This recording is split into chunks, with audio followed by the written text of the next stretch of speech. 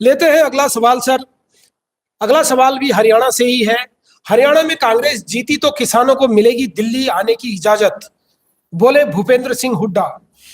देखिए जगदीश जी, इस पर मैं बहुत खुल करके बोलूंगा और मैं तो इस चीज का गवाह हूँ, आप भी गवाह हैं कि आप भी किसान आंदोलन कवरेज किए थे। उस वक्त आप एनडीटीवी में थे और मैं गाजीपुर बॉर्डर पे कवरेज कर रहा था। क्या नाम है कि जिस वक्त किसान आंदोलन हुआ था उस समय पंजाब में कांग्रेस की सरकार थी, कैप्टन अमरिंदर सिंह मुख्यमंत्री थे।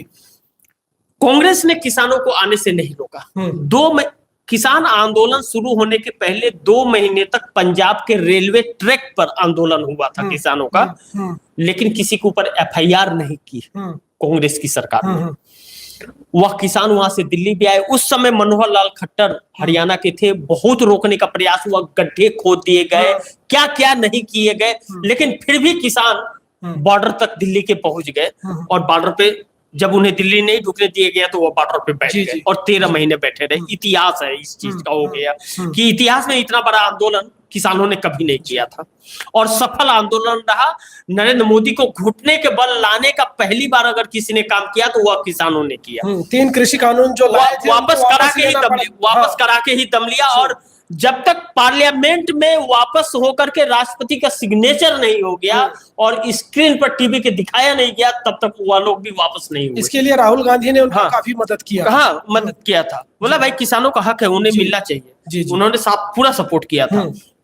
उसके बाद में अब जब किसान आ रहे हैं दिल्ली तो लोकसभा चुनाव के 2 महीना पहले से ही फरवरी महीने या जनवरी लास्ट फरवरी में किसान निकले थे और पंजाब से निकलने के बाद हरियाणा बॉर्डर पे ही रोक दिया गया।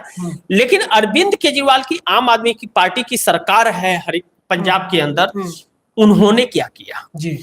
हरियाणा की सरकार ने पंजाब के अंदर पंजाब के अंदर वह किसान बैठे हुए हैं बॉर्डर पर जी।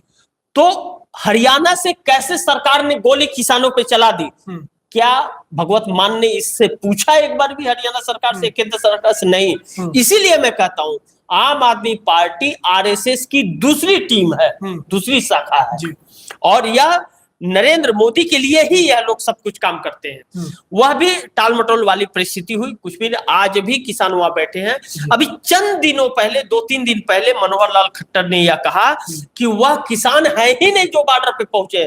हम कह रहे हैं कि किसान नहीं है, युवा नहीं है। युवा रोजगार मांग रहा है तो आप उसको युवा ही नहीं बोल सकते, उसको नक्सलवादी आप बोल दोगे। जो आपके ऊपर सवाल खड़ा करेगा उसको टुकड़े टुकड़े गैंग और आतंकवादी आप कह दोगे तो आप क्या हो? सवाल उठता है कि आप क्या चीज हो? तब तो इसका मतलब सबसे बड़ा आतंकी या देशद्रोही भाजपा वाले हैं कि यह सबको या तो पाकिस्तानी बता देंगे या तो कह देंगे टुकड़े टुकड़े गैंग है, किसानों को कह देंगे वो किसान है ही।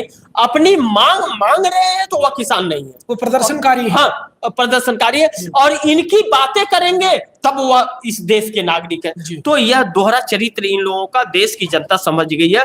अब इन लोगों को सबक सिखाने का वही किसान जो आपको याद होगा जगदीश जी, संयुक्त किसान मोर्चा बना था, एसकेएम जिसको कहा जाता था। 503 संगठनों, किसान संगठनों का एक मोर्चा तैयार हुआ, संयुक्त किसान मोर्चा, जिसको एसकेएम के नाम से जाना गया।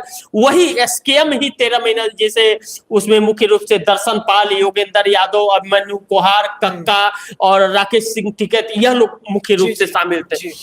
गुरनाम सिंह चढ़ूनी को हम लोग को नहीं भूलना चाहिए। गुरनाम सिंह चढ़ूनी ने हरियाणा को पूरा हाथ में लेकर के और बॉर्डर पे खड़ा कर दिया, सरकार को घुटने टेकने पड़े। बहुत ही मतलब उनके इतने बुजुर्ग होने के बाद भी उनकी मतलब आक्रामकता को हम लोग को सराहना चाहिए कि किसानों की एक जान है। हाँ, भले ही वह बाद में चुनाव लड़ने चले गए, चुनाव लड़े वो लोग, वह भूल थी या मतलब ना समझी थी, मैं यह नहीं जानता, लेकिन उन लोगों ने किसान आंदोलन को जिंदा रखा। यह चीज तो मतलब कहना पड़ेगा और बड़ी कड़ी मेहनत की, इससे इनकार नहीं कर सकते।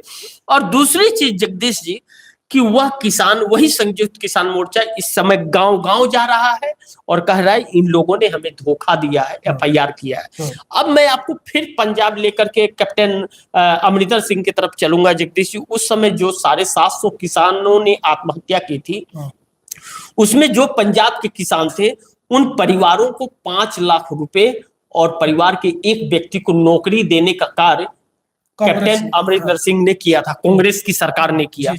लेकिन हरियाणा में किसी को कुछ नहीं मिला और हरियाणा में लाठियां मिली लोगों को, लेकिन वहां सम्मान मिला, उनका प्रोत्साहन उनको दिया गया और उनको हिम्मत और ताकत सहारा देने का कार्य कांग्रेस ने किया।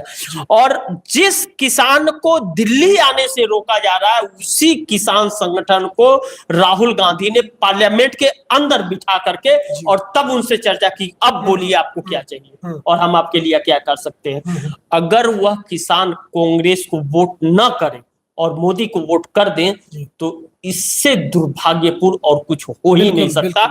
यही वजह है जिस तरह अग्निवीर के मुद्दे को लेकर के राहुल गांधी ने पार्लियामेंट में कहा ऑन रिकॉर्ड कि इसे मैं कूड़े में डाल दूंगा या तो आप बंद कर दीजिए। वो बोले नहीं, या बहुत अच्छा बोले कोई बात नहीं, हमारी सरकार आ गई, हम उठा कूड़ेदान में डाल देंगे इसको। तो यह चीजें जो है जिस तरह से मुखर होकर के राहुल गांधी बोल रहे हैं, लोग आकर्षित हो रहे हैं उनके तरफ। यही वजह है कि नरेंद्र मोदी की लोकप्रियता लगातार गिरती जा रही है और राहुल गांधी की लोकप्रियता लगातार बढ़ती जा रही है। इस यात्रा से जगदीश जी जो आज यात्रा नारायणगढ़ से निकली है और इस वक्त अंबाला पहुंची हुई है, यह यात्रा भारतीय जनता पार्टी के ताबूत के कील की शुरुआत है और भारतीय जनता पार्टी ने अपने बहुत सारे गढ़ जो है वह गंवा दिए अब इस यात्रा से। यह प्रतीक हो रहा है। जी जगदीश जी।